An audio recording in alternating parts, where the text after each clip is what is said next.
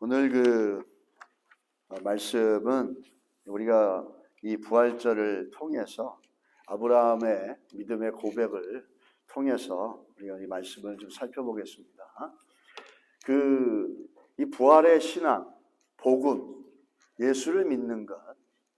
잘못하면은 우리가 예수를 믿는 것을 그냥 믿는 것으로만 끝내는데, 사실은 믿는다는 것은 살아간다는 겁니다. 그래서 우리가 예수를 믿습니다, 부활의 신앙을 믿습니다라는 것은 우리가 예수를 믿는 믿음으로, 복음을 믿음으로 삶을 살아내는 거라는 거죠. 그 말은 믿음은 우리들을 움직이는 힘이 있다라는 거예요. 우리가 믿는 복음은 능력이 있다라는 게 왜 능력이 있냐면, 과거의 자리에서 새로운 자리로 우리를 움직였기 때문입니다. 세상에서 교회 안으로, 그리스도 안으로 우리를 옮겼기 때문이에요. 그 믿음은 우리를 움직이는 능력이 있습니다. 그 우리를 움직이는 믿음의 능력 중에 가장 기본이고 절정이 되는 건 부활의 신앙이라는 겁니다. 우리가 믿음이 있습니다라고 하고 예수를 믿습니다라고 하는 것은 그 예수 믿는 믿음이 나를 움직이고 내가 그 믿음으로 말미암아 움직이고 있습니다라는 겁니다. 나도 나를 움직이지 못하는 믿음이라면, 내가 한 번도 믿음으로 움직여보지 못하고 나를 흔들어서 여기에서 이쪽으로 옮기는 것처럼 나를 움직여보지 못한 믿음이라면은 우리는 그 믿음에 대해서 점검을 해봐야 됩니다. 특별히 부활의 신앙이라는 것은 어떤 능력을 가지고 있냐면 우리를 움직일 수 있다는 거예요. 삶의 정황이 어떻든, 우리의 약함이 어떻든, 아브라함처럼 그 부활의 신앙은 우리를 움직인다는 겁니다. 어느 쪽으로 움직입니까? 생명 있는 쪽으로 움직인다는 거예요. 그 예수님 당시에 대표적인 종교 그룹들이 있었어요. 대표적으로 나타나는 종교 그룹들이 있었는데 종교 그룹들이 있었는데 첫 번째 종교 그룹은 뭐였었냐면 에세네파라고 있었습니다. 여러분 잘 아는 광야에서 외쳤던 침례 요한과 같은 사람이 그 에세네파 계열입니다. 그들은 은근 생활을 합니다. 동굴이나 이런 데 살면서 하나님 말씀을 아주 철저히 지키면서 하나님 말씀을 늘 기록을 합니다. 그래서 오늘날 발견되는 많은 사본의 배경에는 이 에세네파라는 사람들의 역할이 있었다는 거죠. 두 번째는 우리가 잘 아는 바리새인들입니다. 바리새인들은 눈에 보이는 그 성전에서 예배드리는 의식이라든지, 또 경건 생활이라든지 11조 생활이라든지 이런 것들을 굉장히 드러내고 강조하면서 종교적인 세러머니, 그 릴리저스 세러머니를 굉장히 강조하죠. 보이는 경건의 행위를 굉장히 중요시 여깁니다. 그러다 보니까 길거리에서 기도하는 척하고 금식하고 이랬다라고 하면서 사람들로부터 리스펙트를 받으려고 합니다. 그러다 보니까 종교적인 프리텐션, 이 위선, 히포크리티가 되는 거죠. 그런 모습들이 하여튼 바리새인입니다. 그리고 세 번째는 누가 있냐면 사두시스, 사두개파입니다. 사두개파는 그 당시에 정치적으로 굉장한 권력을 갖고 있고 로마 정부하고 깊은 정치적인 유대를 갖고 있어가지고 정치적인 힘으로 성경이 얘기하는 걸 깨버리고 자기들이 필요한 대로 그것을 해나가는 사람이에요. 대표적인 사람이냐면 지난주에 얘기했지만 안나스라는 사람이에요. 이 대사장은 이 사두개파로서 정치적인 힘으로 성경에는 대제사장 한 사람만 있어야 된다는데 자기의 아들들과 자기의 사위들을 대제사장으로 사귀면서 세우면서 그 뒤에서 수령첨정을 했던 사람입니다. 좋지 않은 사람이죠. 이 사두개파가 왜 그런 정치적을 가질 수 있었냐면 그들에게 물질이 있었어요. 성전을, 템플을 통과하는 그 관리하는 사람들이었기 때문에 성전세나 이런 모든 것들을 이 사람들이 다 가질 수가 있었습니다. 돈이 있다 보니까 그 돈이 권력을 또 만들어낸 거죠. 이 사두개파, 오늘 예수님이 부활에 관해서 논쟁을 한 적이 있는데 그 논쟁을 했던 대상이 누구냐면 이 사두개파입니다. 이 사두개파는 현실이 전부인 것처럼 생각하고 천국에 가서도 이 땅에서처럼 사는 것처럼 생각합니다. 예수님한테 얘기를 하죠. 천국에 가면 어떻게 삽니까? 저 집에 아들이 5명 있는데 그 유대인들에겐 수혼법이 있었어요. 종족을 보존시키려고 아들이 5명 있는데 한 여인이 결혼을 합니다. 첫 번째 아들과 결혼했는데 첫 번째 아들이 죽었어요. 아이는 없습니다. 그러면 그 다음은 이 사람은 그냥 출가하는 게 아니라 두 번째 아들과 결혼하는 거예요. 그런데 또 죽었어요. 애는 없어요. 세 번째 아들과 결혼했는데 또 죽었어요. 그래서 마침내 5명이 죽고 그 여인, 더 위도우도 죽었어요. 그래서 천국을 갔으면 이 와이프는 누구의 와이프입니까? 이 여인은. 이게 이제 사두개파의 그 질문이었습니다. 그러니까 예수님께서 말씀하시죠. 결론적으로 뭔 얘기하냐면 천국은 여기와 같지 않다. 천국은 모두가 엔젤, 천사와 같다. 그 얘기는 뭐냐면 천국에 가서 여러분과 저는 전부 다 영적인 존재 같다는 거예요. 영적인 존재를 있는다는 거예요. 그렇게 이 땅에서처럼 결혼하고 이렇게 사는 게 아니다. 이 사람들은 성경이 말하는 천국에 관한 것도 세큘러 뷰로 보는 겁니다. 성경적인 관점으로 보지 않는 거죠. 그러면서 이들은 부활을 믿지 않는 겁니다. 그래서 대화를 하는데 예수님께서 그들이 부활을 못 믿는 이유에 대해서 너희가 종교 지도자지만은 여전히 부활을 믿지 못하는 이유에 대해서 2가지를 얘기하고 있죠. 물론 그 2가지가 동일한 겁니다. 더 큰 문제는 뭐냐면 성경을 믿는 사람들이고 그래야 되는 사람들인데 이들은 성경을 모릅니다. 그러다 보니까 그들이 갖고 있는 point of view, 세상을 보는 관점이 바뀌지가 않은 거예요. 여러분, 예수를 믿는다고 하는 것은 사실은 세상을 보는 관점이 바뀌어야 되는 겁니다. 제가 다니는 학교에 가면은 그 학교에 들어가는 사인보드에 크게 이렇게 있어요. 딱 뭐라고 하나? Biology, biblically correct. Politics, biblically correct. 이렇게 나옵니다. 생물학을 공부를 하고 뭐 정치를 공부해도 이게 성경적으로 올바르냐라는 거죠. 왜냐하면 오늘날은 politically correct. 이게 정치적으로 맞느냐 안 맞느냐를 세상은 너무 따지거든요. 그러다 보니까 성경이 옳다, 성경이 틀렸다라고 하는 것들을 그걸 통해서 다 희석을 시켜버립니다. 그래서 오늘날 살아가는 여러분과 저는 이 부활이라고 하는 것들이 예수님이 부활하셨습니다 라고 하는 것들이 어디서부터 시작돼야 되냐면 우리의 관점에서부터 시작돼야 된다는 거예요. 우리가 정말 예수를 믿는다면 우리의 관점도 세상의 관점에서 부활해서 어떻게 했죠? 성경적인 관점을 가져야 될 줄 믿습니다. 그럼 믿으십니까? 예수를 믿는데도 불구하고 우리의 관점은 세상적인 관점, 내 지식의 관점, 내 경험의 관점에 살아가는 거예요. 그러다 보니까 아브라함과 같은 저런 믿음의 고백을 하는 걸 볼 때 딴 나라 얘기처럼 들린다는 겁니다. 없는 것을 있는 것처럼 얘기하고 또 자기가 죽어가고 자기 현실적으로 불가능하지만 그러나 하나님은 하실 수 있다라고 하는 이 부활의 신앙을 갖고 있는 아브라함을 볼 때 우리는 성경을 믿는다고 하지만 성경적인 관점을 갖지 못하기 때문에 우린 그런 사람의 모습들이 굉장히 타인처럼 느껴질 때가 있습니다. 예수를 믿는다고 하면 우리들의 마인드셋, 우리들의 월드뷰, 우리들의 포인트 오브 뷰도 바뀌어야 됩니다. 어떻게 바뀌어야죠? biblically correct.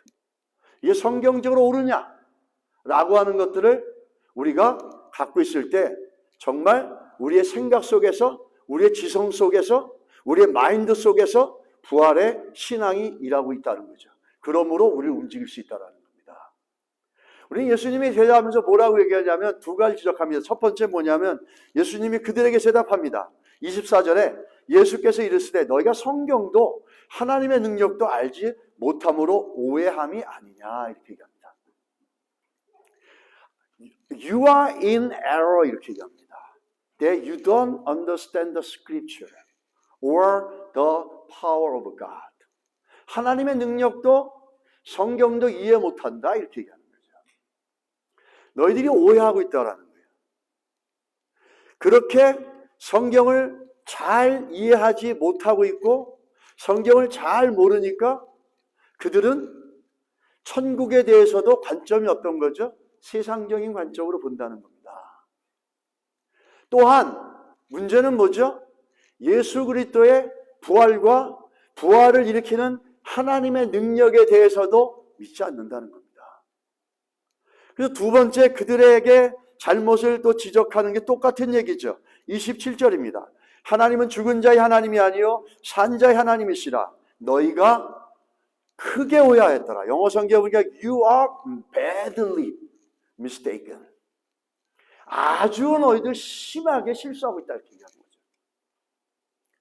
성경을 믿으면은 올바로 믿었다면은 부활의 능력을 일으키시는 하나님의 능력과 부활에 대하여 믿었어야 되는데 너희들은 믿지 못하고 있다라는 거예요.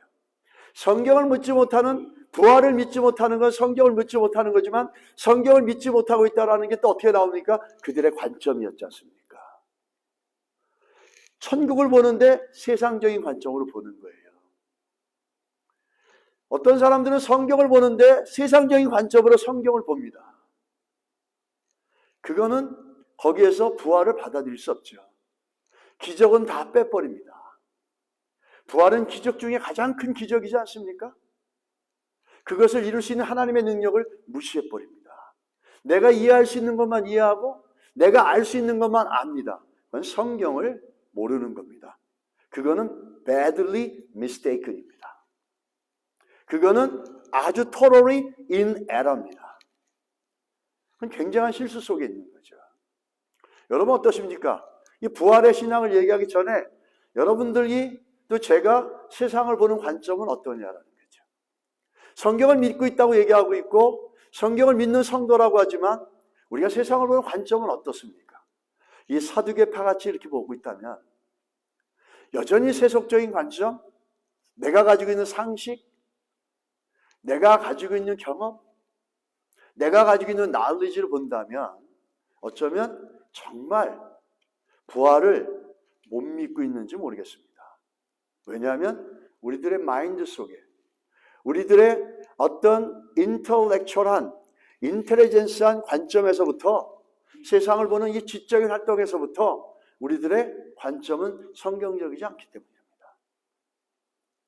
우리는 그런 부분들을 좀 보면서 이 성경적인 관점으로 보지 못하는 사두개파, 그 이유는 뭐죠? 성경을 똑바로 믿지 못하고 있기 때문이에요. 그러므로 부활도 믿지 못하고 있다는 겁니다. 이 부활은 우리를 움직이는 가장 능력 있는 믿음의 요소인 줄 믿습니다. 부활이 없다면 우리가 믿고 있다는 모든 것들은 가장 초라한 것이고 바울의 고백처럼 우리 이 땅에 가장 어리석은 존재일 것입니다.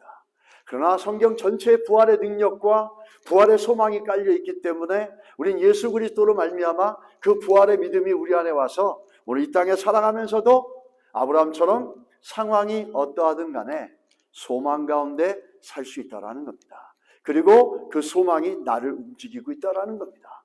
또한 그 소망이 하나님을 만나게 하고 있다는 것이죠. 우리가 잘 아는 아브라함 링컨, 미국의 16대 대통령이었죠. 그는 변호사 시절 주의회 의원으로 출마했습니다. 낙방을 하고 하원 의원도 낙방을 하고 여러 번 수차례 낙방을 굉장히 많이 했죠, 이 사람이. 그래서 링컨은 철저하게 좌절하고 절망하고 그렇게 돼서 주변 사람들이 링컨을 걱정을 했습니다. 저런 링컨이 자살하는 건 아니냐. 이 친구들이 이상한 관심을 갖고 링컨을 지켜보고 있었는데 링컨은 그때 자기 상황을 이렇게 기록하고 있습니다. 나는 지금 이 세상에서 가장 비참한 인생을 살고 있다. 나는 재개할 수 없을 것만 같은 심정이다. 나는 인생의 막다른 골목에 있다. 이렇게 얘기했습니다. 그러던 중에 링컨이 성경을 읽다가 무엇을 발견하게 되면 부활의 주님을 만나게 됩니다. 그러면서 이렇게 말했습니다. 나는 성경을 읽고 그 속에서 죽음에서 부활하신 예수님을 만났다. 그리고 부활하신 예수님이 그 절망 속에서 나에게 소망을 주었고 그 부활의 주님을 만난 링컨은 우리가 말하는 우리가 알고 있는 그 역사적인 인물 아브라함 링컨이 될 수 있다는 겁니다. 그래서 아브라함 링컨으로 만들 수 있었던 것은 바로 성경에 부활하신 예수 그리스도에 대한 믿음이었다는 거죠.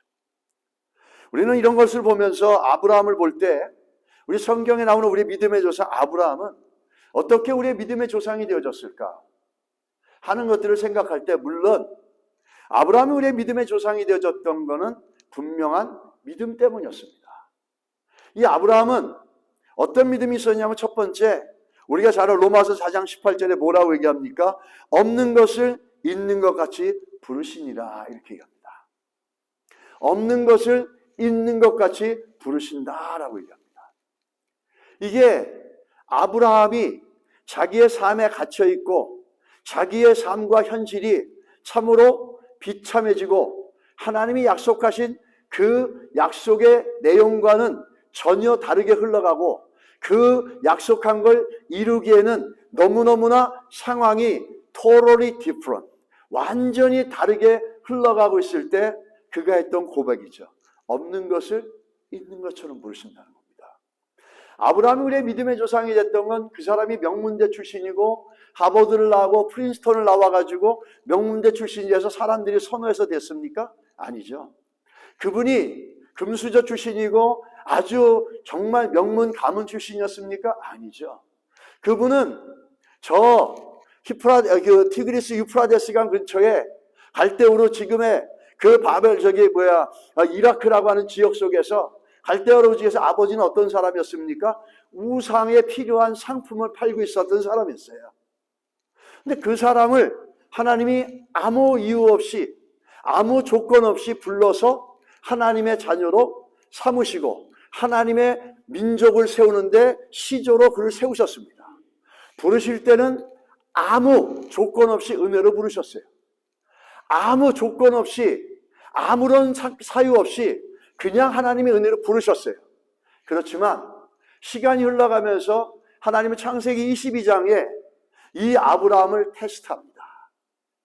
아브라함을 어떻게 테스트합니까? 아브라함 인생의 가장 소중한 것, 아브라함 인생의 가장 귀중한 것, 아브라함의 생명과 같이 가장 소중한 것을 하나님이 어떻게 하죠? 정말 이해할 수 없는 비합리적이고 비상식적인 방법으로 내놓으라는 겁니다. 내게 달라는 거예요. 그게 누구죠? 자기의 외아들 이삭이지 않습니까? 자기의 눈에 넣어도 아프지 않고 그가 원하는 건 모든 거 해줄 수도 있었을 거예요. 그렇게 사랑했는데 하나님께서 어떻게 하죠? 그 아들을 달라 그럽니다. 그것도 짐승을 바치라는 게 아니라 그 아들 대신에 짐승을 100마리 바쳐라는 게 아니라 그 아들을 죽여서 바치라는 겁니다. 아브라함 황당하죠. 아니, 하나님이 어떻게 이러실 수 있습니까? 하나님이 이렇게 비상식적이고 비논리적이고 비합리적인 것들을 우리에게 요구하실 수 있습니까? 우리가 지난주에 얘기했던 것처럼 예수님의 십자가는 비논리적이고 비상식적이고 비합리적입니다. 비인격적입니다. 예수님의 십자가가 인격적이고 합리적이고 상식적이면 그건 십자가가 될 수 없다는 거예요. 하나님이 그 시험이라고 요구하는, 그 믿음을 테스트하기 위해서 요구하는 그 내용도 뭐냐면 비상식적이고 비논리적이고 비합리적인 거예요. 그런데 아브라함은 그것에 대해서 반박하지 않고 어떻게 얘기합니까?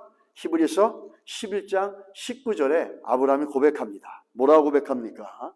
아브라함이 하나님이 능히 이삭을 죽은 자 가운데서 다시 살리실 줄로 생각한지라. 비유컨대 죽은 자 가운데서 도로 받은 것이니라. 이게 아브라함이 창세기 22장의 그 상황 속에서 히브리서 11장에서 대답을 해줍니다. 아브라함은 하나님 왜 이러십니까? 대답하지 않았고, 하나님이 이런 식으로 사람들에게 요구하실 수 있습니까? 저는 개인적으로 그러실 수 있다고 봐요. 요구하실 수 있어요. 왜? 하나님이시니까. 어떻게 비논리적이고 비상식적이고 이단 종교에서나 요구하는 걸, 그런 걸 저한테 요구하실 수 있습니까? 이게 내가 알고 있는 하나님이십니까? 정말 하나님이 이러실 수 있습니까? 만약에 예수님의 십자가가 합리적이고 논리적이고 이론적이었다면 우리는 그 십자가 지는 게 어렵지 않을 겁니다. 십자가는 비상식적이고 어쩔 때 비인격적이고 비논리적이라서 내가 그 십자가를 져야 된다는 게 억울하고 분하고 이럴 때가 있다는 거. 그게 십자가죠. 기쁘고 즐겁고 합리적인 십자가가 아니라는 겁니다. 그렇게 아브라함은 하나님 앞에 대답하기 대신에 히브리서 11장 19절에 대답해 주죠. 분명히 얘기하면 하나님이 능히 이삭을 죽은 자 가운데서 다시 살리실 것을 생각한지라 이렇게 얘기합니다. 사람들은 성경을 보면서 부활을, 예수님의 부활을 전설, 신화, 옛날 이야기처럼 얘기를 합니다. 정확하게 예수 그리스도가 이 땅에 오셔서 죽으시고 부활하신 사건은 세상의 어떤 종교도 우리에게 어떤 종교도 이룰 수 없고 어떤 종교도 가질 수 없는 놀라운 언약과 예언의 성취입니다. 예수 그리스도의 십자가의 사건은 분명한 역사적 사실이고 여러분과 저의 신앙은 성취되어진 부활의 역사적 사건 위에 우리의 믿음의 고백이 있는 겁니다. 그냥 띠오리를 만들어낸 어떤 맨메이드 띠오리가 아니라 어떤 맨메이드 필라소피가 아니라 하나님께서 구약을 통해서 예언하시고 약속하신 것을 성취한 그 거룩한 사건 위에 우리의 믿음이 있는 거고 우리의 믿음의 고백이 있다는 거예요. 우리는 우리의 믿음의 고백을 예수를 믿는 믿음의 고백을 너무 가볍게 여기고 쉽게 여기는데 이건 그렇게 가벼운 것도 아니고 쉽게 여겨서 돼야 될 것이 아닙니다. 오랜 시간 동안에 십자가의 사건을 이루시면서 그 십자가의 사건으로 예수께서 하늘에 승천하시고 세상에 성령을 보내심으로 인해서 그 성령으로 여러분과 제가 예수 그리스도가 유대의 한 사람으로서가 아니라 온 인류의 구세주로 믿을 수 있게 되어졌다는 거죠.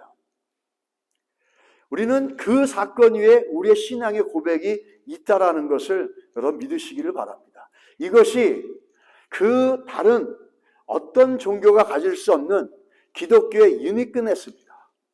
유일한 겁니다. 이 십자가의 부활에 대해서 사람들은 허구다, 거짓말이다, 빈 무덤을 보면서도 유대인들은 여러 가지 가설로 이론으로 그걸 거부합니다. 그런데 불구하고 고고학자 중에 마이애미 대학의 에드윈 야마우치라는 일본계 미국인이 있었습니다. 그는 고고학자셨는데 고대사 연구에 아주 뛰어난 전문가로서 세계 학계에 이름이 나 있는 분입니다. 이분은 1937년에 하와이에 이민을 왔는데 일본군이 진중한 폭격을 하기 전에 아버님이 돌아가시고 어머님이 부잣집에 가정부 일을 하면서 생계를 이어갔다고 합니다. 가난하지만 아들에게 늘 책을 읽고 공부하도록 독려해 주셨다고 합니다. 그래서 그는 나중에 특별히 유대인과 헬레니즘에 대해서 학위를 받고 이 메디터레니안 지역의 연구로 박사학위를 브랜다이에스 대학에서 받습니다. 그는 20개의 언어를 구사할 수 있다고 하는데 그가 학위 71편의 논문을 낸 것은 상당히 각광을 받고 있는데 그 중에서도 AD 1세기 예수님이 이 땅에 오셨을 때 유대인으로 인해서 신뢰받을 만한 역사학자가 그 당시에 있었는데 그 사람이 누구였냐면 요세푸스라는 사람이었어요. 그 요세푸스가 쓴 유대인의 전쟁에 관한 기록을 남겼는데 아주 그 당시를 정확하게 기록한 책이고 아주 신뢰할 만한 자료입니다. 또 요세푸스가 플라리우스의 증언이라는 책도 썼는데 그 기록에 보면 이런 내용이 있다라고 이 에드윈 야마부치라는 분이 발견해내십니다. 그 내용에는 뭐라고 나왔냐면 이렇게 나와요. 이 무렵에 예수라는 사람이 살았는데 만약 그를 사람이라고 불렀다면 지혜로운 사람이라고 할 수 있다. 그 이유는 놀랄만한 기적을 행했고 진리를 기꺼이 받아들이는 사람들의 선생이었기 때문이다. 그는 많은 유대인들과 헬라인들을 자기 편으로 이끌었고 그는 그리스도였다. 빌라도가 우리 중에서 높은 지위에 있는 사람들이 예수를 고소한다는 말을 듣고 난 후 즉시 십자가에 처형하라고 선고를 내렸다. 처음부터 그를 사랑한 사람들은 끝까지 애정을 버리지 않았다. 죽은 지 사흘째 되는 날에 부활해서 나타났는데 이는 하나님의 선지자들이 이미 이러한 무수히 많은 놀랄 만한 일들을 예언했기 때문이었다. 그의 이름을 따라 소위 그리스도인이라고 부르는 우리들은 오늘날까지 사라지지 않고 있다라고 하는 겁니다. 이 내용이 AD 1세기에 유대인 역사학자 요세푸스라는 사람이 쓴 책에 나와 있는 기록입니다. 예수님의 십자가의 사건은 옛날 얘기가 아닙니다. 예수님의 십자가의 사건은 전설이 아닙니다. 이건 어떤 미스나 레전드가 아니라 역사적 사건이라는 거죠. 그 역사적 사건 위에 그 역사적 사건을 통해서 우리들에게 예수 그리스도가 누구시며 구원의 문들을 활짝 열게 된 거죠. 우리는 오늘 성경을 안다고 하면서도 올바르게 알지 못했던 이 사두개인들처럼 우리가 성경을 정말 똑바로 알고 있다면 이 부활의 믿음, 부활의 신앙이 우리 가운데 있어야 될 줄 믿습니다. 예수님이 2000년 전에 십자가 사건에서 죽으시고 부활한 역사적 사건을 있는 게 아니라 성령으로 그것이 나를 위한 사건이라고 믿는 것이 우리의 믿음의 고백이라는 겁니다. 그게 예수를 믿는 믿음이고 그게 복음입니다. 예수 그리스도가 2000년 전에 죽었는데 여러분 중에 골고다 언덕에 가보신 분 있으십니까? 여러분 중에 골고다 언덕에 가서 예수님이 죽으시는 가시면류관 쓰시고 죽으신 사건을 눈으로 목도하신 분들이 있습니까? 없습니다. 그런데도 불구하고 우리는 그 예수 그리스도의 십자가 사건을 믿고 그분이 우리의 죄를 위해 죽으시고 부활하신 메시아라고 믿습니다. 구세주라고 믿습니다. 왜죠? 그분이 부활하시고 하늘로 올라가시면서 뭐라고 그러셨습니까? 내가 올라가야 너희들의 유익이다. 왜냐하면 내가 올라가야지 성령을 보내실 수 있다는 거죠. 성령으로 우리가 그 유대의 한 종교 지도자가 아니라 만왕의 왕, 만유의 구세주 예수 그리스도로 믿게 되어졌다는 사실입니다. 우리가 예수 그리스도를 믿고 있는 이 부활의 신앙이 우리가 그냥 읽고 있는 하나의 성경의 이론으로가 아니라 우리 삶 가운데 내 삶 속에서 부활의 신앙으로 살아내는 자리까지 나아갈 수 있게 되기를 예수 이름으로 축복합니다. 우리의 생각과 우리의 마인드 자체가 부활하신 예수가 있어서 세상을 보는 것과 내 삶의 문제를 보는 것을 아브라함처럼 새롭게 되어질 수 있고 살리시는 하나님을 바라보면서 우리의 삶을 볼 수 있는 생각과 마음이 부활되어져 있는 부활의 신앙, 우리 안에 분명하게 넘쳐야 될 줄 믿습니다. 그런 부활절로 우리가 이 부활절을 맞이하시고 같이 기뻐하시면 더욱더 우리의 부활의 기쁨이 배가 될 줄 믿습니다. 그 부활하게 되면은 요한복음 11장에 보면 죽은 나사로의 사건이 나옵니다. 저희가 이 죽은 나사로의 사건을 보면서 개인적인 간증이 있습니다. 예전에 첫 번째 목회했던 그곳에서 영주권을 신청하는데 그 영주권을 많이 신청해 보셨던 어떤 집사님이 제 영주권을 다 해주시겠대요. 그래서 그렇게 하시라고 믿고 맡겼습니다. 근데 나중에 보니까 너무나 일을 어처구니 없이 엉망으로 해놓은 겁니다. 그리고 또 그 사람한테 뺏어가지고 안 되겠다 해서 그 변호사를 샀는데 그 변호사가 또 실수를 해버린 겁니다. 그래서 영주권이 2번이 떨어졌어요. 그때 교회를 막 나와서 개척을 하고 야 이게 왜 이렇게 돼야만 하는가. 그래서 많은 체념이 있었습니다. 교회를 막 시작해서 영주권이 이렇게 됐으니까 이제 한국으로 돌아가야 되나 보다. 그렇게 마음에 체념을 하고 또 한편으로는 원망도 좀 있었습니다. 왜 남들로 인해서 내 인생이 이렇게 복잡해져야 되나. 나는 적절한 과정과 모든 걸 갖췄는데 왜 이 사람들이 이런 실수가 있는지 의도해서 한 건지 어떤지 모르겠지만 우리는 그런 위기를 직면하게 됐습니다.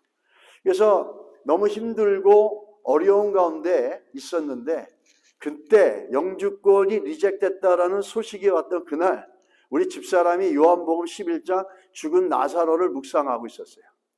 저한테 그러더라고요.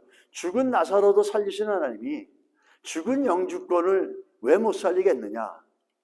그렇지, 부활의 신앙을 갖자. 그래서 제가 마음을 추스리고 그 변호사한테 가서 만나봤더니 변호사가 저한테 그러더라고요. 퍼스널 스테이트먼트를 쓰라고. 그래서 그 사람들이 보내줬던 그 리젝션 했던 레터를 보니까 리젝했던 이유가 3개가 있더라고요. 그래서 그거에 대해서 답을 하는 그 퍼스널 스테이트먼트를 써야 되겠다. 그렇게 해가지고 그 리젝션 레터를 강대상에 올려놓고 한 이틀을 이제 철야를 했습니다. 하나님 어떻게 써야 되겠습니까? 제가 어떻게 써야지 죽은 영주권이 부활할 수 있겠습니까? 그렇게 고민하고 있는데 어느 날 마음속에 한 단어가 들려오는 거예요. 간단한 겁니다. 겸손. 험불하게 써라.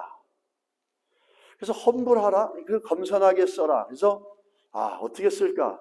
그래서 제가 알고 있는 그 종이 한 종에다가 3가지 이유를 딱 써서 내는데 이 한 장에다가 한눈에 딱 보게끔 하려고 폰트를 아주 크지 않고 작지 않게 적절하게 해가지고 그 3가지 이유를 갖다가 가장 제가 알고 있는 겸손한 단어를 다 집어넣어서 한 이틀을 썼습니다.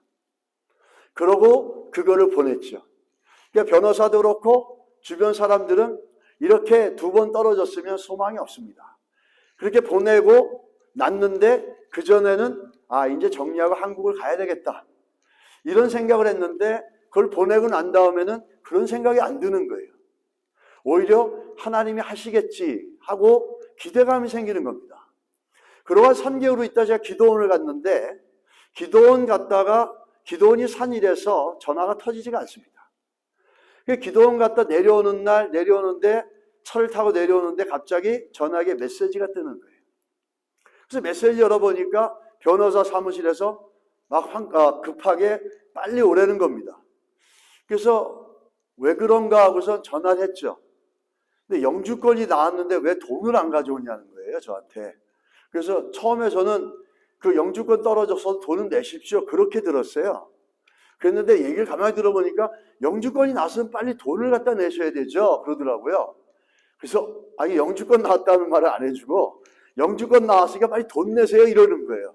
그래서 잠시 막 정신이 없다가 이 돈 내라는 거 영주권이 나온 거구나. 그래가지고 딱 3개월 만에 기도원 갔다 내려오는 날 그날 영주권 나왔다는 소식을 들은 거예요. 저희들에게는 이것이 작은 부활의 사건이었습니다.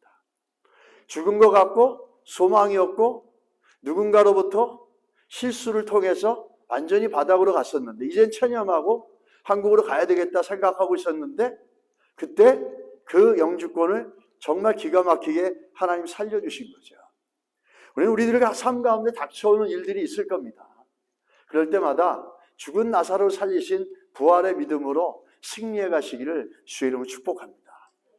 우리가 직면하는 문제가 얼마나 크고 얼마나 암담할지 모르지만 우리가 부활의 신앙을 갖고 나간다면 반드시 하나님의 능력으로 회복되어질 줄 믿습니다. 우리가 바랄 수 없는 중에 바라고 믿었다. 아브라함이 그렇게 얘기합니다. 로마서 4장 18절에 보면 아브라함이 바랄 수 없는 중에 바라고 믿었으니 이는 내 후손이 이 같으리라 하신 말씀대로 많은 민족의 조상이 되게 하려 하심을 인합니다. 이 바랄 수 없는 중에 바랬다라는 건 무슨 얘기냐면 인간의 능력으로서는 인간이 가지고 있는 조건과 상태로서는 인간이 할 수 있는 모든 건 다 끝났다라는 거예요. 자기가 갖고 있는 상식적으로 가지고 있는 것, 자기가 갖고 있는 경험적으로 가지고 있는 것들, 자기가 지식적으로 갖고 있는 모든 것들은 이제 뭐죠? 막다른 골목에 있어서 더 이상의 가능성이 없다라는 거예요. 그런데 그럼에도 불구하고 바랄 수 없는 중에 아브라함은 어떡하죠? 바라고 믿었다라는 거예요. 이게 부활의 신앙이죠. 부활의 신앙은 이런 처참한 시츄에이션 속에서도 우리를 움직입니다. 어떻게 움직이죠? 소망을 갖고 움직이게 해준다는 거죠. 그러면서 아브라함이 반응합니다. 그런 상황 속에 19절하고 20절에 이렇게 반응하죠. 그가 백세나 되어 자기 몸에 죽은 것 같음과 사라의 태에 죽은 것 같음을 알고도 믿음이 약하여지지 아니하고 여러분 이 부활의 신앙은요 현실을 무시하고 산속에 들어가서 나 몰라 될 줄 믿습니다 이렇게 현실을 인식하지 않고 그냥 그렇게는 엑스타시 같은 게 아닙니다. 현실을 정확하게 보고 그 정확한 현실이 어떠한지 정확하게 봄에도 불구하고 그럼에도 불구하고 그것에 무릎 꿇지 않고 그것을 극복해가지고 하나님의 말씀이, 부활의 능력이 이루어질 걸 믿는 거죠. 우린 신앙이라 그러면 현실을 안 보고 또 현실이 어떠한지를 갖다 보려고 하지 않고 또 때로는 그런 현실이 일어나기 너무 무섭고 그렇게 해가지고 하나님이 할 줄 믿습니다 그런 게 아니라 우리의 현실을 정확하게 직시해야 되는 겁니다. 다윗의 삶에 보면은 다윗의 인생 가운데는요 한 번도 기적이 없었어요. 모든 것들이 뭐냐면 현실을 정확하게 인식하고 만군의 여호와 하나님을 믿으면서 믿음으로 한 발짝 한 발짝 순종해 나갈 때 하나님의 역사가 있었다는 거예요. 부활의 신앙을 갖는다 그래서 현실의 상황을 무시하고 현실의 상황이 어떤 거 상관없이 무조건 잘 될 거 믿는다 이런 얘기가 아니라는 거죠. 정확하게 현실을 보고 그럼에도 불구하고 하나님이 하실 걸 믿는 것이 이 부활의 신앙이지 않습니까? 아브라함은 그렇게 견고하게 믿었어요. 믿음이 없어 하나님의 약속을 의심치 않고 믿음에 견고해져서 하나님께 영광을 돌리며 이 부활의 신앙은 우리의 리미테이션, 우리의 인생의 바운다리, 우리 인생의 어떤 한계들 이것들을 뛰어넘게 만들어주고 이것들을 뛰어넘을 수 있는 소망을 갖게 해주는 게 이 부활의 신앙이고 부활의 능력입니다. 우리는 부활의 신앙이라는 게 예수님이 2000년 전에 살아나셨지 믿습니다. 아멘.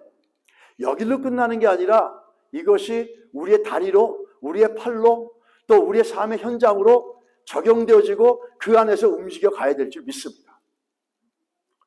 그 한국에 이희야라고 하는 피아니스트가 계십니다. 이분은 선천적으로 사지기형 장애인이십니다. 그래서 여러분이 보시게 되면 양손을 벌고 있지만 양손을 다 합쳐봤자 손가락이 한 손에 2개씩밖에 없습니다. 그리고 이 무릎 이하로는 선천성 사지기형 1급 장애우인데 그것 때문에 무릎 아래는 다리가 없습니다. 그런데 그녀는 10손가락으로도 치기 힘들다는 쇼팽의 즉흥 환상곡을 너무너무 감미롭게 연주하고 국내외 장애 비자인 모두에게 이것을 연주하고 또 연주해 줌으로 많은 이들에게 소망을 주고 위로를 주는 분입니다. 여러분 보시면 알겠지만은 이분이 갖고 있는 거는 손가락 4개입니다.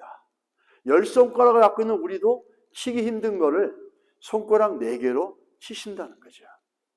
이분이 2005년 9월 월간지에 참 소중한 당신에서 이희야 양을 인터뷰를 했습니다. 어떻게 피아니스트가 될 수 있었는지 이유를 좀 말해 주십시오. 이분의 대답이 뭔지 아십니까? 그것은 하나님이 원하셨기 때문에 가능했던 거라고 생각합니다.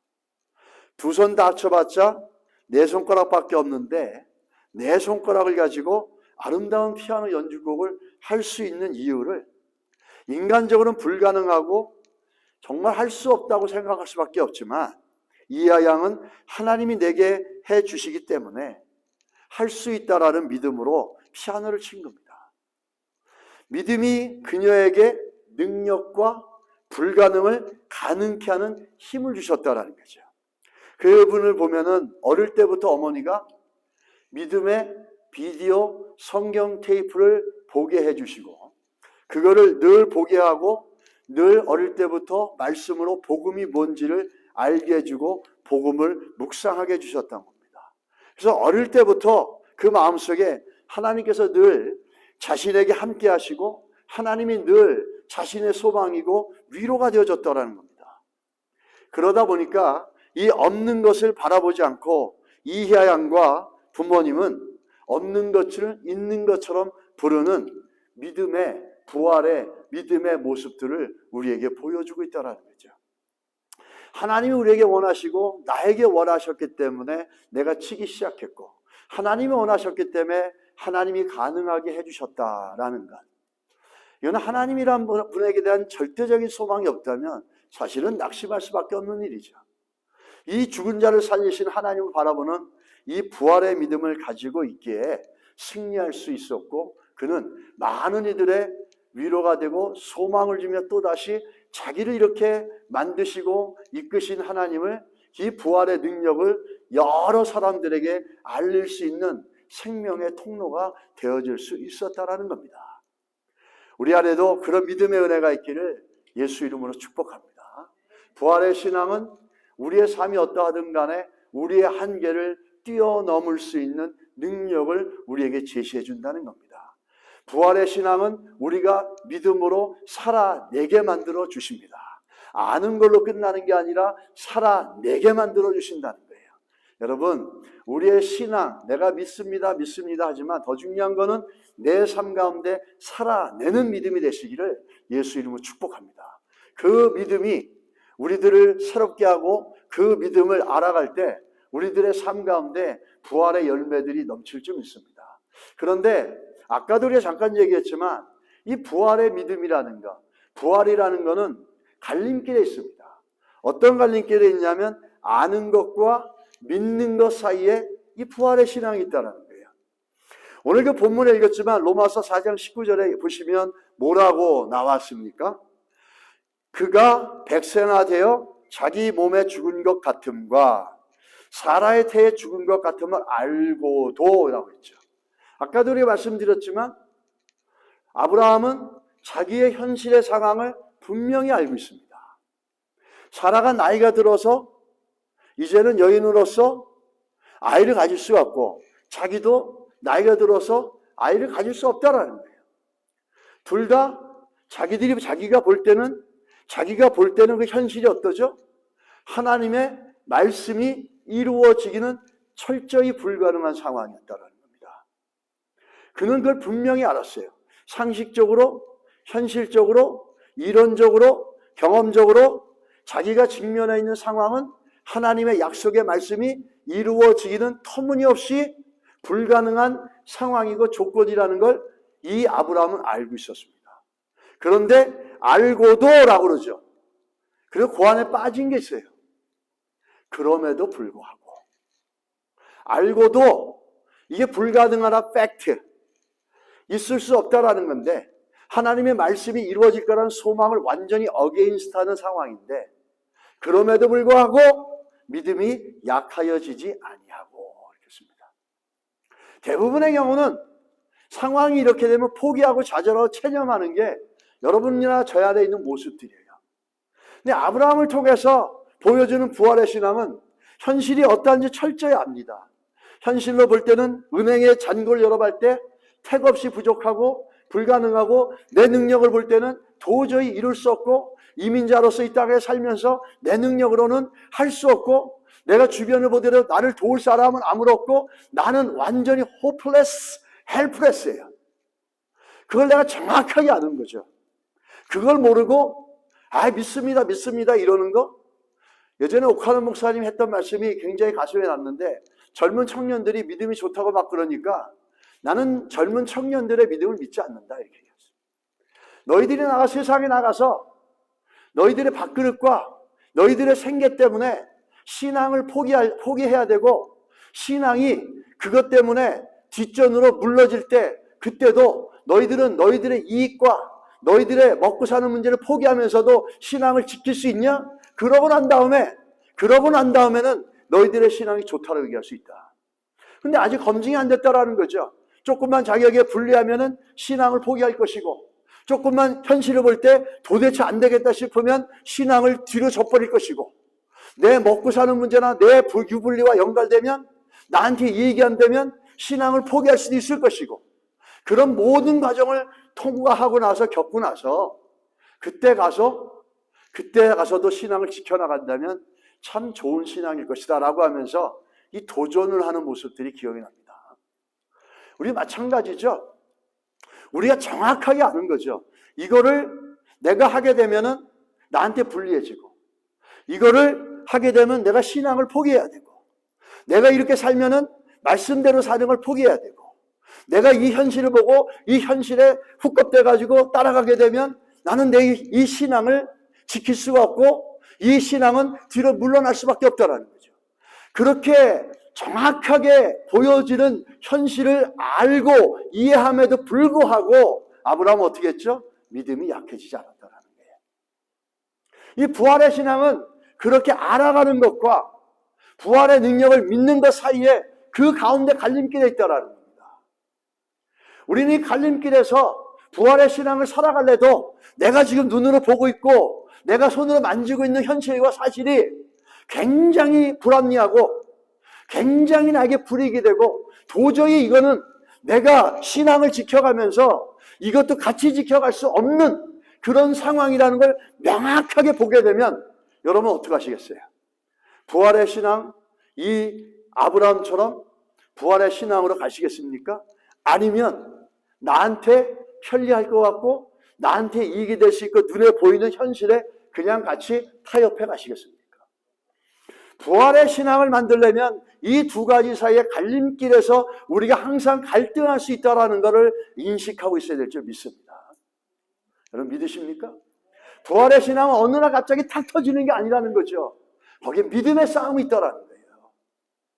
그 눈으로 보이면서도 그 불가능한 현실을 보면서도 내가 믿음이 약해지지 않고 하나님이 하실 걸 믿고 내가 믿고 있는 이 사실이 반드시 이루어질 거라는 걸 믿고 약해지지 않는 것 사이에는 철저한 믿음의 싸움이 있다는 거예요.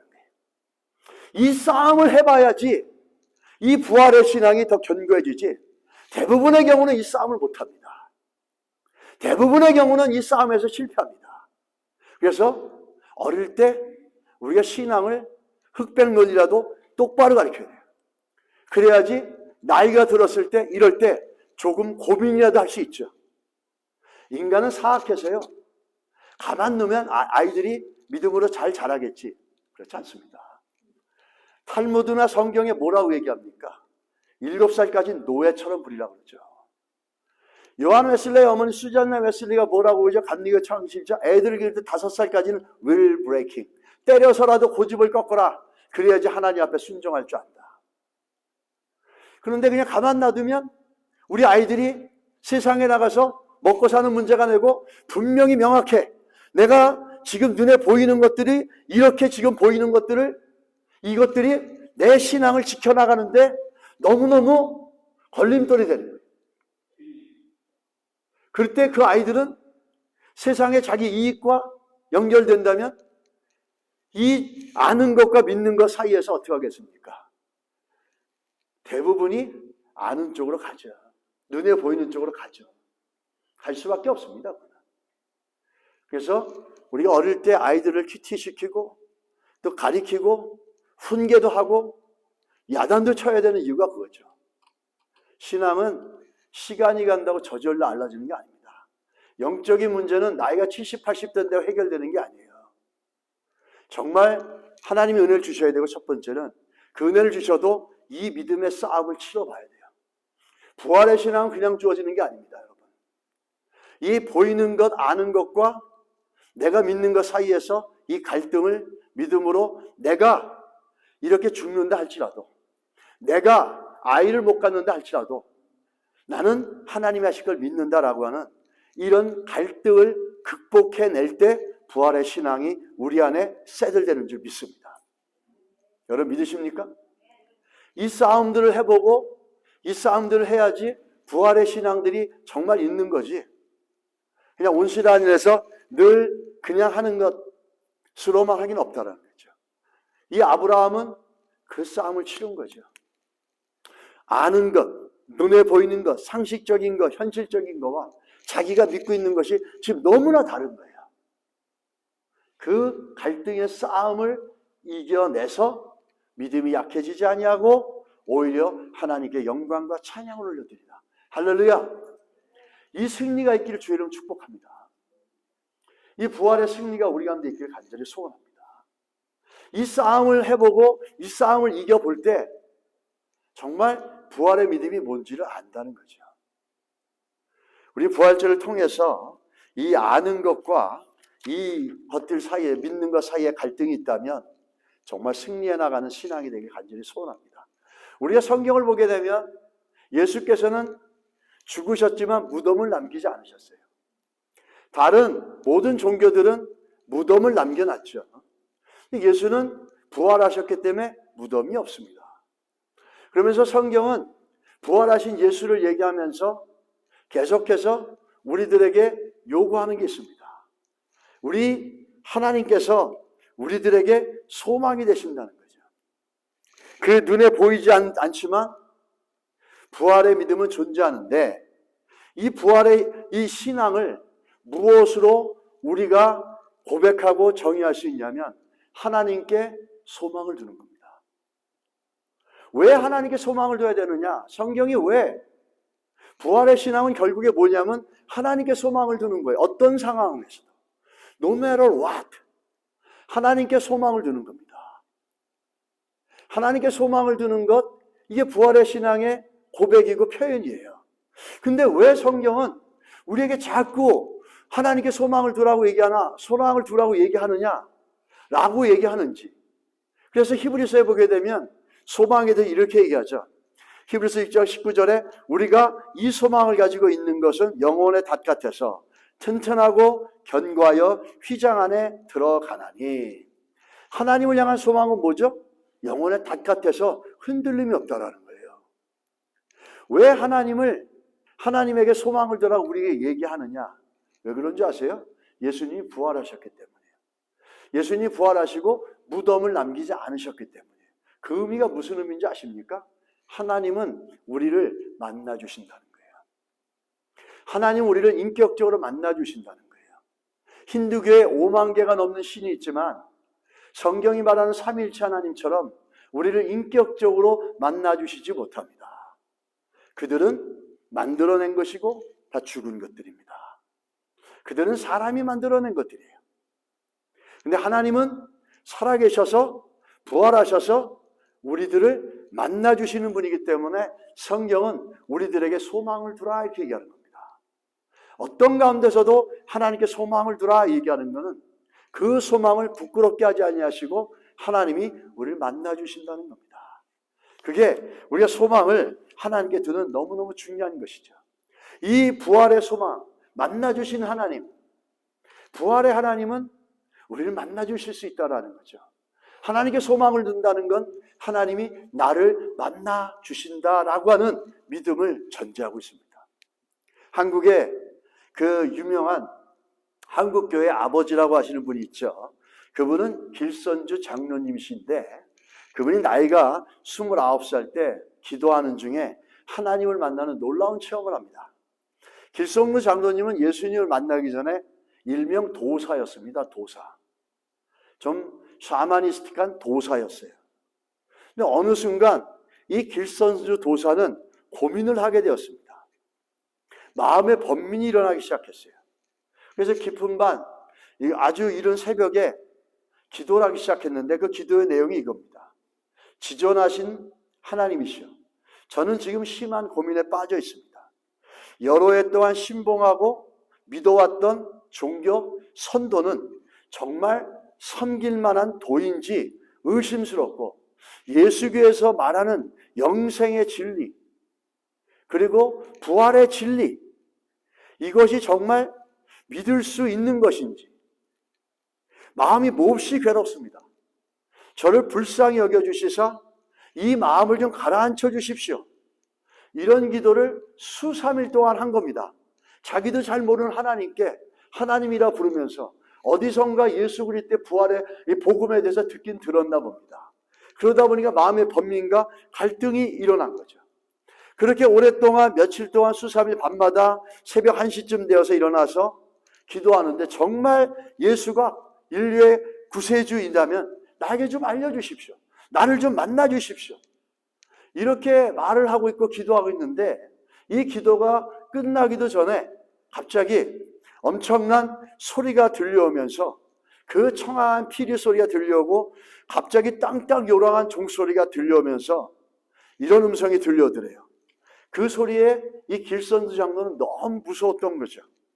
고개를 들지 못하고 있는데 그 답장이 고백되는 게 뭐냐면 그 무서움 속에서 아버지여 저의 죄를 용서하여 주시고 저를 살려주시옵소서.